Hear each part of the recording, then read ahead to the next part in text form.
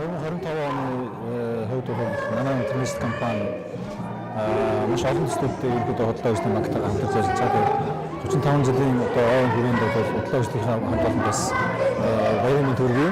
Манай компани үүсгэн байгуулснаас хойш ерөнхийдөө бодлоо ажлын банктай хамтарч ажиллаж байна. Энэ хүрээнд бол энэ жилийн хувьд бол 2-3 одоо шинэ брэндүүдийг бол Монголын зах зээл дээр оруулж ирсэн. Тэр брэндүүдтэй хамтарч ерөнхийдөө бодлоо ажлын банктай ажилласан. Хамгийн сүүлийн жишээ гэх юм бол дэлхийд алдартай Марс гэдэг одоо алдартай шоколадны одоо компани байдаг. Тэр компани Абисэн төлөвлөрөөс нано интернэшнл компани болсон.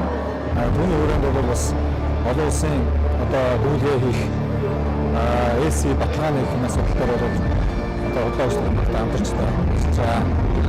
Тэгэхээр бодлоо ажлын банкны зэвжиг зэрэглээг дөнгөж сая Бэник түвшинрүү хавьсан байгаа. За өөрөөр хэлэх юм бол олон улсын хэмжээндээс банкны салбар дундаа найдвартай банкны одоо байр суурь хөрөнгө оруулалтын талаас баталгаажсан байна. За мэдээж нано интернэшнлийн хувьд олон улсын харилцагчтай ажилладаг группийн хувьд аваад үзвэл за хамтарч ажилладаг банкны зэрэглэж болсон за хөрөнгө оруулалтын орчинд сайжирч байгаа нэрээ танай бизнес ямар дэмжлэг болсон гэж харж байгаа вэ?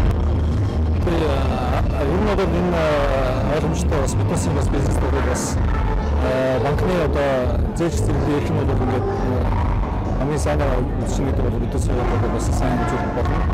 Яг тэгэхээр ер нь бол бас олон улсын компаниудтай хамтарч ажиллахад бол заавал одоо компьютер талбараа сайн нэр хүндтэй бас олон улсын зэрэглэлээр сайн тэр банктай хамтарч ажиллах нь бол биднээс өвчтөр харилцаж байгаа байгууллагын өвчтөнд гэж чухал байдаг.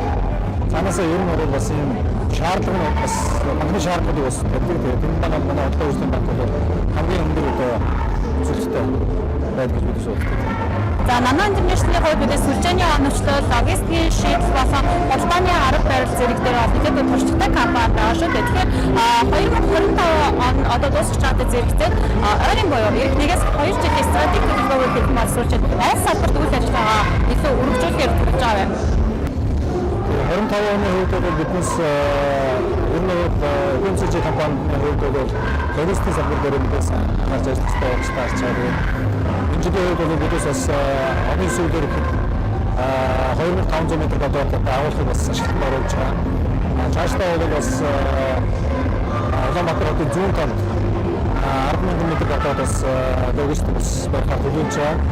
Энэ хүрээндээ бас бодлоо ажлын банктай хамтарч биднес бас төсөл дээр хамтарч ажиллаж байгаа.